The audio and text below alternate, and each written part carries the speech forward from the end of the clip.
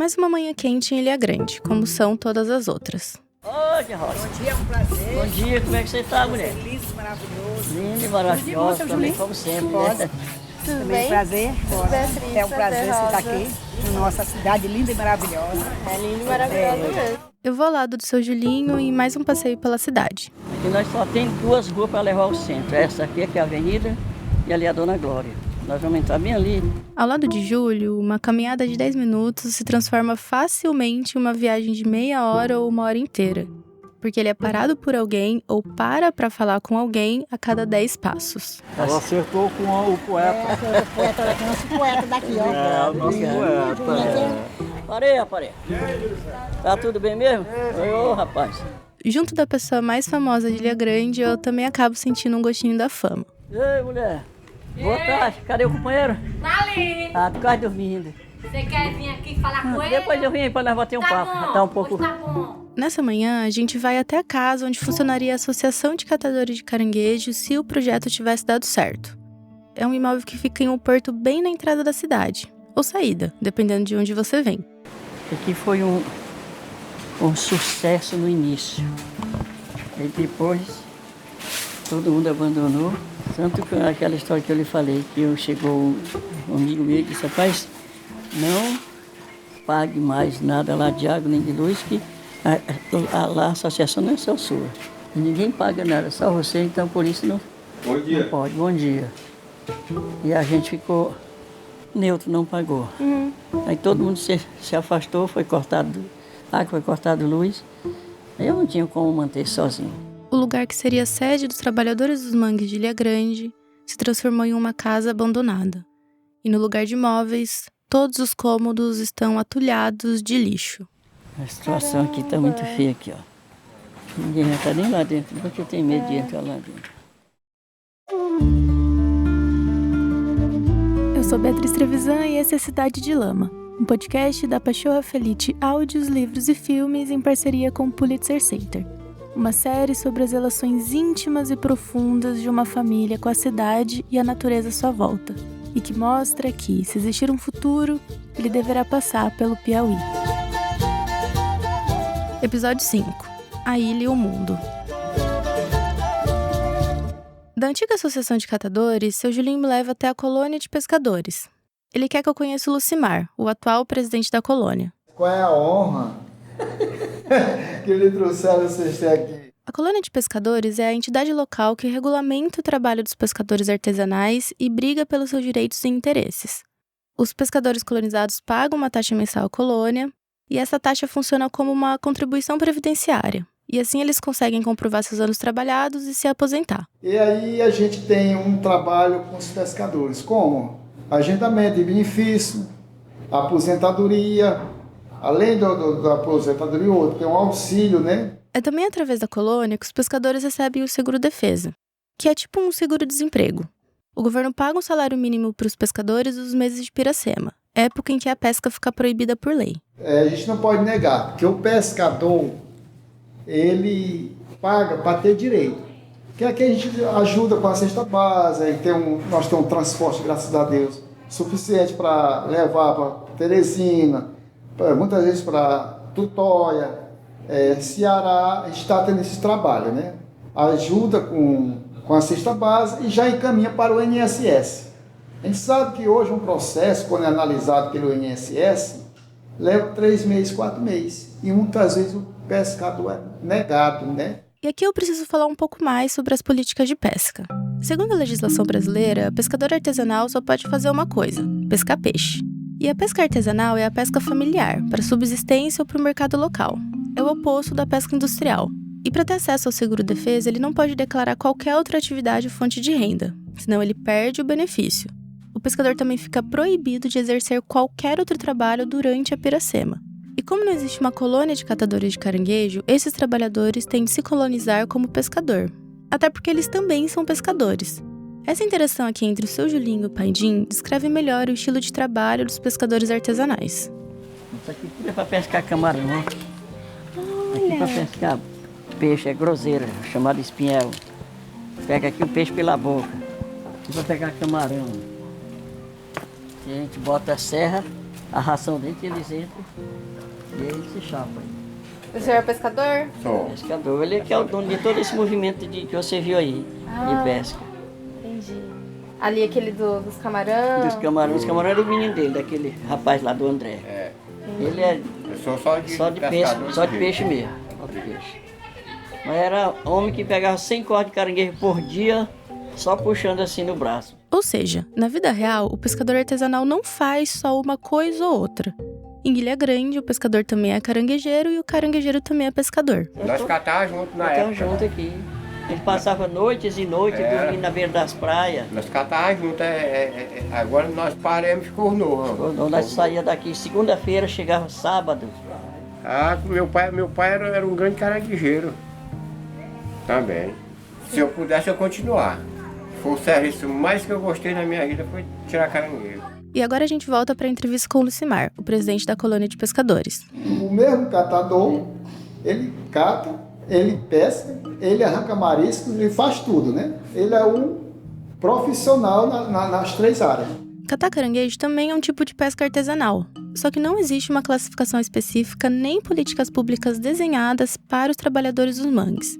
Para ter alguma segurança trabalhista e acesso ao seguro-defeso e à aposentadoria, os catadores se cadastram na colônia como pescadores, mesmo que sua principal fonte de renda seja o caranguejo e não o peixe. E o catador, se ele fizer uma inscrição na colônia ou no sindicato, como ele é catador, ele não tem direito no seguro, porque o seguro hoje é para quem é pescador.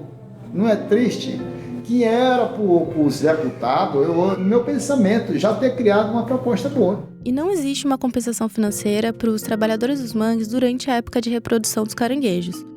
Lembrando que eles também são proibidos por lei de ir para o mangue no período de andada. O que eles recebem é o seguro da pesca. Eles estão recebendo, a maior parte que estão inscritos aqui nas ESEC estão recebendo, mas eles não estão inscritos como catador, eles estão inscritos como pescador. Isso, inclusive, foi uma das pedras no meio do caminho de seu Julinho quando ele tentou criar a Associação de Catadores. É que, para se associar a essa entidade nova, os caranguejeiros de Ilha Grande teriam que se desvincular da colônia. E aí a maior parte dos catadores da ilha temeu apostar na associação e o projeto dar errado e eles perderem o seguro e a certeza de uma aposentadoria. É uma vida muito triste. Para quem não compreende, sofre demais. Tanto o catador como o marisqueiro. Eu saio da conversa com o Lucimar com uma sensação que me acompanha por onde eu vou na cidade. Mais uma vez, me parece que os catadores têm mais valor na história, no discurso e na foto, e também na escultura de caranguejo feliz na entrada da cidade, do que na vida real e prática. A gente sabe, né? Porque através da nossa luta, quando eu falo nossa luta, eu falo de todos os representantes que estão e já foram, né? Como o seu Julinho, a gente está lá para defender, né? O nosso direito, né? O direito de todas as pessoas. E nós, como representante, a gente é diferente, a gente pensa no pequeno, né? Na luta, na convivência, que é onde você tira o seu sustento, é dia a dia, todo dia. Se nós que somos pescadores, nós que somos catadores, nós que somos marisqueiros, vamos defender o meio ambiente, o que vai sobrar para nós? Nada. Eu converso também com a Lila Lindoso, que é a diretora da Reserva Extrativista do Delta do Parnaíba. Eu converso com a Lila para entender melhor as políticas de pesca hoje e como elas tratam os catadores de caranguejo, ou como elas não tratam. A Lila é uma das pessoas que mais entende da relação entre os ecossistemas e as comunidades tradicionais. Ela é analista ambiental e trabalha há 20 anos no Instituto Chico Mendes de Conservação da Biodiversidade, o ICMBio.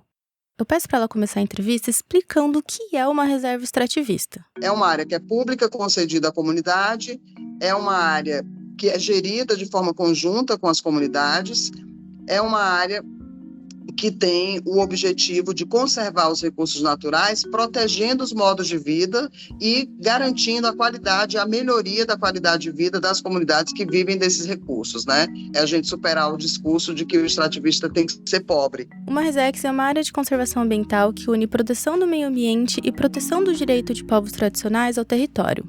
Numa reserva extrativista, o manejo dos recursos naturais é feito de forma controlada, sustentável, conciliando a conservação da natureza com a geração de renda local. A gente quer que o nosso extrativista viva muito bem, né, tendo acesso a outras oportunidades. Agora a gente começa a discutir o pagamento por serviços ambientais, A gente tem diversas políticas públicas para fortalecimento das cadeias produtivas e o grande desafio do ICMBio é fazer essa articulação dessas políticas de uma forma planejada para, de fato, a gente ver esse desenvolvimento das cadeias produtivas. Isso também é o objetivo da reserva extrativista. A Lila diz que os rios e os manguezais da reserva extrativista do Delta são fonte de subsistência de mais de 2.200 famílias. O ICMBio faz um cadastro das famílias que são beneficiadas pela Resex para poder traçar o perfil dessas pessoas e do seu estilo de vida. Para quem que eu vou trabalhar? Para quem que eu vou articular políticas públicas? A quem que eu preciso garantir o direito ao território? Né? Quem que eu vou envolver nos trabalhos de fortalecimento das cadeias produtivas? São as famílias beneficiárias. É para elas que a gente trabalha, é para elas que o território é destinado. E é importante dizer uma coisa. A reserva extrativista do Delta do Parnaíba só existe por causa dos trabalhadores dos mangues. De fato, o caranguejo, quando as comunidades fizeram abaixo-assinado pedindo a criação da Resex do Delta, o caranguejo foi o grande mote dessa criação. Ele é a nossa espécie bandeira, né? A logomarca da Resex é o caranguejo-sá. É mais uma da série de acontecimentos provocados pelos catadores de caranguejo do Delta. O contraditório é que, apesar da logomarca da Resex ser o caranguejo-sá, ainda hoje não se tem números oficiais de quantos catadores trabalham na região. E aí o movimento social, inclusive agora, colocou na mesa uma proposta de um seguro para o caranguejo, para que você acabe com essa situação. Os caranguejeiros se declaram como pescadores e aí a gente fica numa situação bem difícil, porque era o que eu estava conversando com eles. Como é que eu vou estruturar a cadeia do caranguejo se eu não sei nem quantos caranguejeiros eu tenho na Resex? E ali ele explica que isso acontece pelo seguinte. O ICMBio separa os extrativistas em 4 categorias: pesca, agricultura, extrativismo vegetal ou outras ocupações. Na categoria de pesca, não existem as classificações de caranguejo ou ostreiro, por exemplo, como eu falei há alguns minutos. E aí, nas pesquisas para traçar o perfil desses trabalhadores, os catadores de caranguejo se declaram como pescadores, porque, de novo, eles também são pescadores. Só que a falta de uma categoria específica para caranguejeiros gera problemas muito maiores. A gente não entra no detalhamento de qual atividade pesqueira, justamente porque as políticas de pesca hoje, a gente tem discutido muito sobre isso, elas não são voltadas ao pescador artesanal, né? Elas, na verdade, as políticas de pesca hoje, elas estão promovendo, na minha avaliação pessoal, um etnocídio. O primeiro grande problema é que, sem números, é como se esse trabalho e esses trabalhadores não existissem mesmo, aqui sem usar nenhuma metáfora. E não tem como criar políticas públicas para um público imaginário. A partir do momento que você fala, o pescador só pode pescar. Se ele, no período do defeso, desenvolver qualquer outra atividade, ele perde o seguro. Sendo que o pescador artesanal, ele sempre desenvolveu uma multiplicidade de atividades. Né? Ele sempre plantou a mandioca para fazer a farinha dele, ele sempre coletou frutos nativos, até porque se ele tiver que comprar esses itens, ele não vai conseguir ter a mesma qualidade alimentar, né, a mesma segurança alimentar que ele tem se ele puder utilizar os outros recursos naturais que estão ali. A Lila diz que as leis de pesca erram ao ignorar que os povos tradicionais praticam várias atividades extrativistas ao mesmo tempo. Mas, de fato, hoje, todas essas cadeias da pesca estão ameaçadas pela forma que eu considero equivocada que o seguro-defeso está sendo implementado. Né, que não leva em conta, não considera, não respeita a própria característica do pescador artesanal, né, que é naturalmente, tradicionalmente, um grupo que desenvolve uma multiplicidade de atividades, né, ele tem como a pesca como a sua principal fonte de renda, mas assim, fonte de sobrevivência, de subsistência para a sua família, ele tem várias outras atividades. E para ela isso também desconfigura as relações sociais da comunidade. A casa de farinha, muitas vezes, é o ponto de reunião da comunidade, né, onde as pessoas se encontram ali para contar as novidades, para fazer uma reunião, para tomar decisões do dia a dia da comunidade, é em torno da casa de farinha. Então, se eu digo para ele, você não pode fazer a farinha, porque senão você não recebe seguro-defeso, não é só a farinha que eu estou prejudicando, entendeu? É todo o modo de viver, de se organizar, de manter ali a coesão social do grupo. E ainda prejudique muito o desenvolvimento da qualidade de vida desses povos. O seguro-defeso ainda está atrelado à renda. Né? Se você passar da renda X, você deixa de receber. Então, isso reforça o estigma da pobreza do extrativista. E aí o catador de caranguejo se vê numa sinuca de bico. Se não se declarar como pescador, ele fica sem segurança trabalhista e sem aposentadoria. Seu Julinho, por exemplo, não teria como atestar seus anos de trabalho como catador e se aposentar. Só que aí o sistema passa a borracha na parte mais crucial da vida deles. E é assim que uma série de profissões fantasmas são criadas. Né? O público virar outra coisa para se adequar num personagem que a política pública criou e que não existe. né? Mas os movimentos já estão bem ligados nisso, com o FREM, o movimento da pesca, eles já colocaram essa proposta do seguro caranguejo na mesa, porque aí sim, aí a gente consegue visibilizar os caranguejeiros e fazer todo um trabalho voltado especificamente para esse público, que eu não tenho como estimar hoje, mas que eu sei que é uma parcela importante dos beneficiários da Resex. Para Lila, o seguro-defeso não deveria ficar amarrado a uma atividade ou uma declaração de renda. Ela defende que os povos tradicionais sejam pagos pelo serviço que eles prestam na conservação dos ecossistemas. Seria muito mais justo, assim, o seguro-defeso deveria ser um pagamento por serviço ambiental e não uma compensação de renda.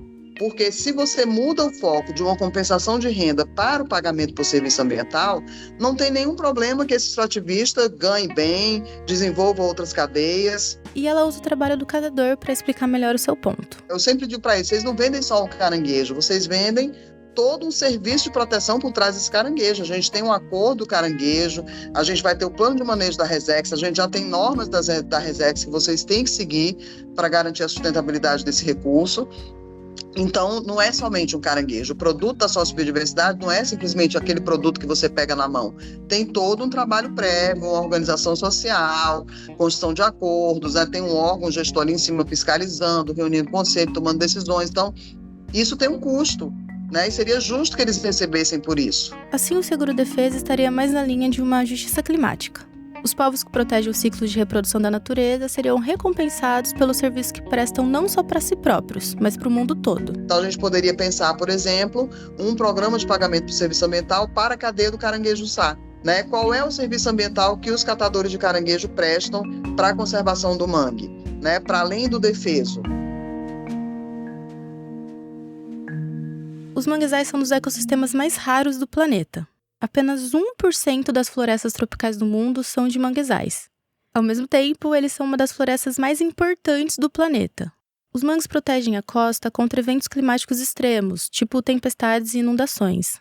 E também ajudam a conter o aumento do nível do mar. E tem mais. Os mangues também são chamados de berçários naturais. É que eles são uma fonte muito rica, riquíssima, de matéria orgânica e de nutrientes. O ciclo de vida marinho de água doce literalmente depende dos manguezais. Mas um estudo publicado em 2024 calculou que o Brasil já perdeu 1/4 da sua extensão original de manguezais. Essa pesquisa foi conduzida pela Fundação Grupo Boticário de Proteção à Natureza e pelo Projeto Cazul, do Rio de Janeiro, em parceria com a ONG Guardiões do Mar. Ao menos 60% dessa perda foi causada pela ação humana, é claro. Entre elas estão o desmatamento para a agricultura e extração de carvão vegetal e madeira, a poluição por lixo e uso de veneno e a pesca predatória.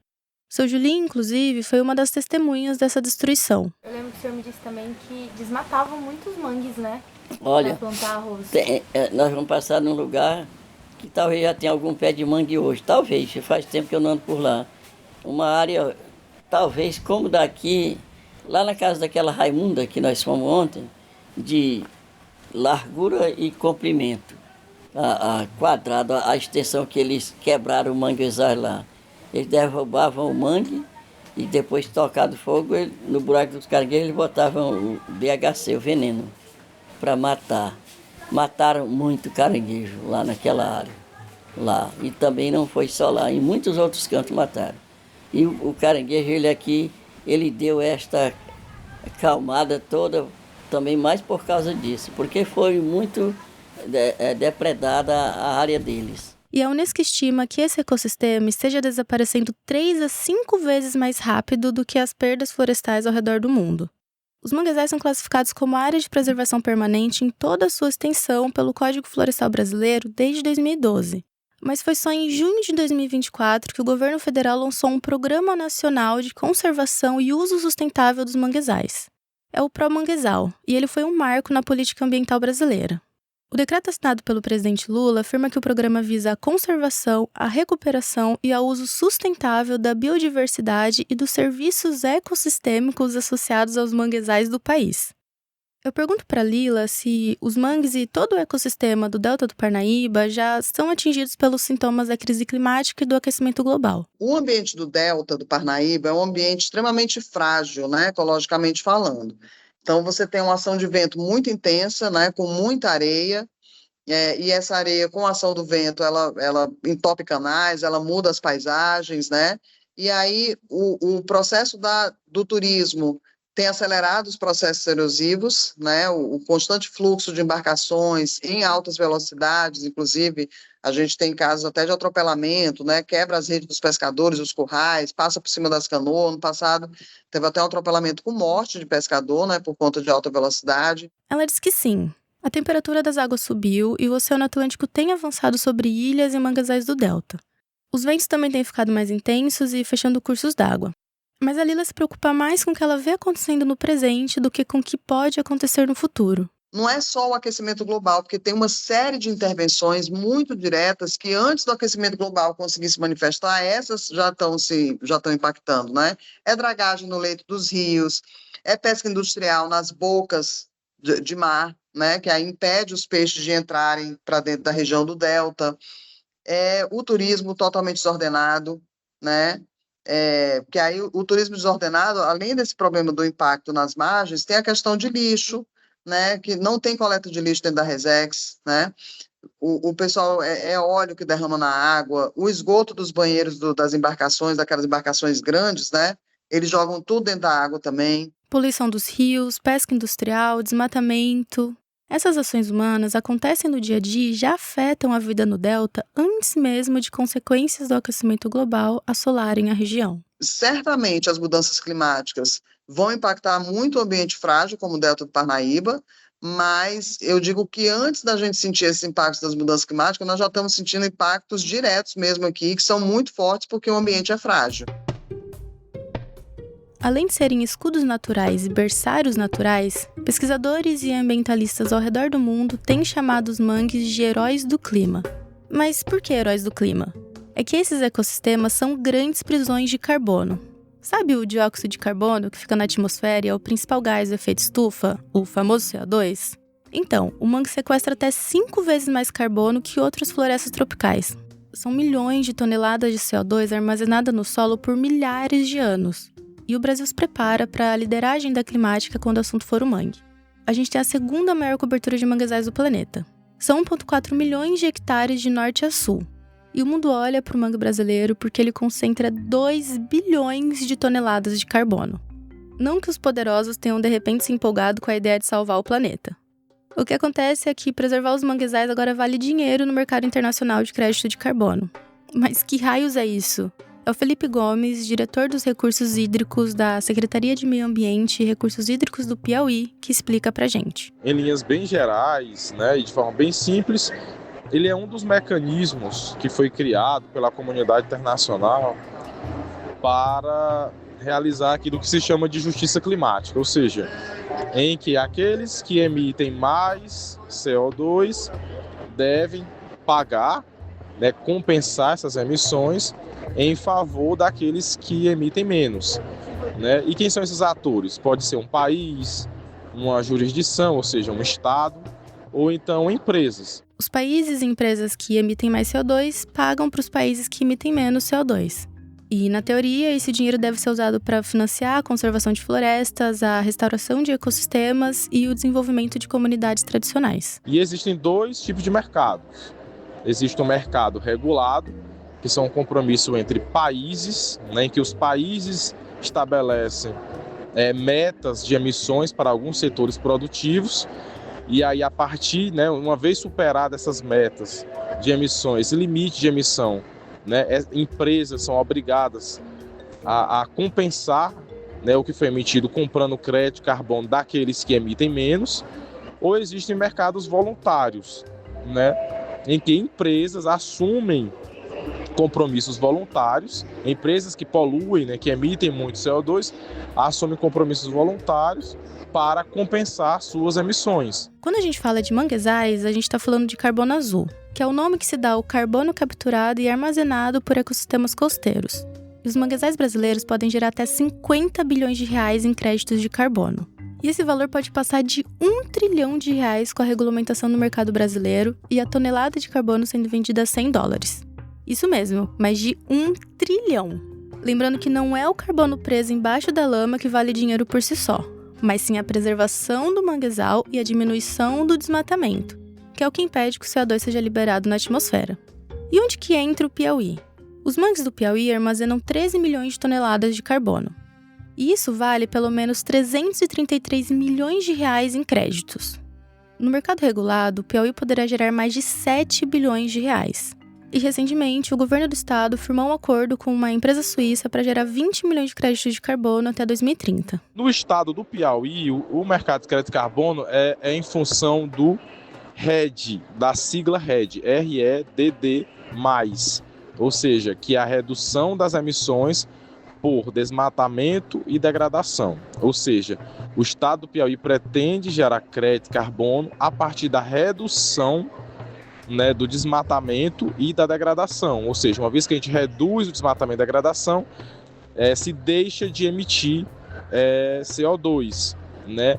E essa redução é convertida em crédito de carbono e é possível comercializá-lo com empresas que têm esses compromissos voluntários, como eu falei, no mercado voluntário, ou no mercado regulado, ou seja, países que têm compromissos, países desenvolvidos que têm compromissos de redução de emissão, podem comprar nossos créditos para atingir as suas metas pactuadas, né, junto à ONU. Mas esse acordo ainda não inclui os manguezais. Bom, nesse primeiro momento, o nosso projeto, né, de RED, né, de geração de crédito de carbono, contempla os dois biomas, contempla o bioma Caatinga e o bioma Cerrado, né? Sobretudo as áreas de florestas, né? Que são as áreas onde existe biomassa que geram créditos, né? No primeiro momento não vai se englobar os manguezais. O Felipe afirma que a Secretaria de Meio Ambiente e Recursos Hídricos do Piauí estuda desenvolver outro projeto específico de carbono azul.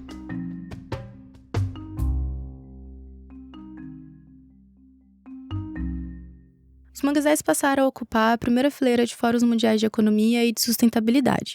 E o Piauí e o Delta do Parnaíba voltam a brilhar os olhos de investidores estrangeiros. Mas a ilha olha esse interesse com desconfiança. Eu tenho muitas restrições com a questão do carbono, porque, na real, assim, ele não resolve nada, né? O mercado de carbono não resolve nada. É simplesmente quem está poluindo mais do que o que deveria está pagando para poder continuar poluindo, né?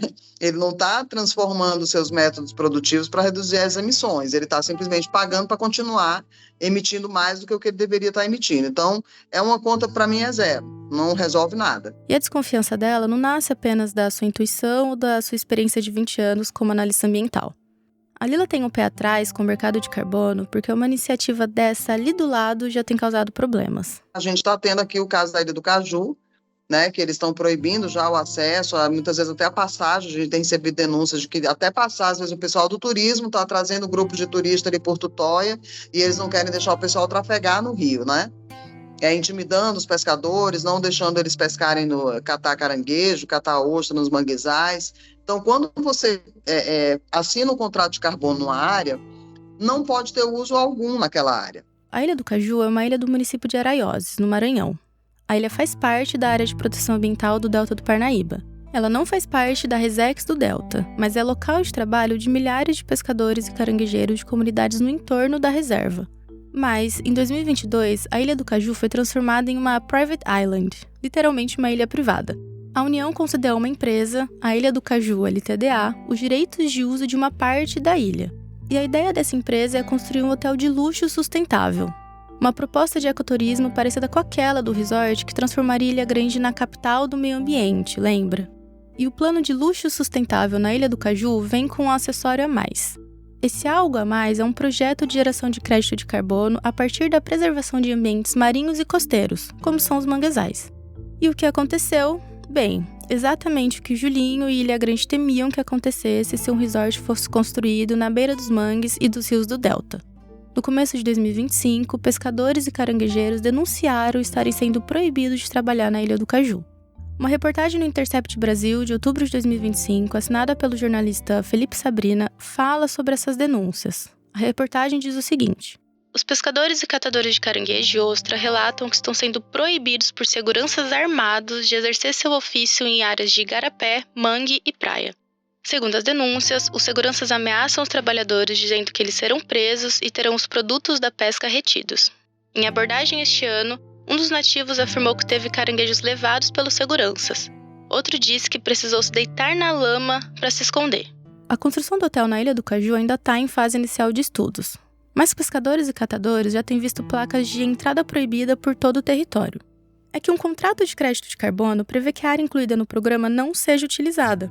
E isso nega às comunidades tradicionais o direito ao território. Então, o mercado de carbono ele não é adequado para uma área de uma reserva extrativista, que a estratégia da reserva extrativista é o uso sustentável. Você pode até ter algumas áreas, né, porque no zoneamento da unidade, você pode definir, olha, essa área aqui é uma área de berçário, não é para ninguém usar. A Lili explica que uma área de reserva extrativista só pode ser incluída em programa de crédito de carbono se essa iniciativa partir de uma decisão do ICMBio. Nesse caso, o ICMBio define, junto com a comunidade, as áreas que já não são utilizadas mesmo. E aí esse pedaço específico poderia ser incluído num programa de carbono. É possível fazer, né? E aí, se a associação mãe, junto com o ICMBio, entender que é estratégico inserir essa área no mercado de carbono como uma fonte de renda extra, já que as comunidades realmente não vão usar aquilo ali, então veja que é uma coisa totalmente diferente, né, que é feito respeitando os direitos das comunidades, respeitando a sua prerrogativa enquanto gestores do território junto com o órgão gestor, no caso aqui o ICMBio. Então, até aqui a gente pode concluir que a preservação dos manguezais piauienses pode ajudar a salvar o planeta contra o aquecimento global. E também pode valer muito dinheiro. Os mangues ainda não fazem parte do programa de carbono do governo do Piauí, mas dá para afirmar que o futuro do mercado de carbono passa pelo Piauí. Uma outra coisa também é fato. A preservação dos mangues e do delta está enroscada à existência de Antônio Júlio e dos homens de lama dessa cidade esquecida. Mas será que esse fato vai entrar na equação? Ilha Grande perde ou ganha nesse jogo que mistura dinheiro e o fim do mundo? Cidade de Lama é um podcast da Pachorra Felite Áudios, Livros e Filmes. Essa série foi produzida em parceria com o Pulitzer Center. Eu sou Beatriz Trevisan, criadora e apresentadora. Também assino o roteiro e a reportagem. O Luan Alencar faz a edição de som, a arte de capa é da Catarina Pinato e a gerência dos canais do podcast é da Domênica Mendes. Muito obrigada por me escutar até aqui e espero você no próximo e último episódio dessa série.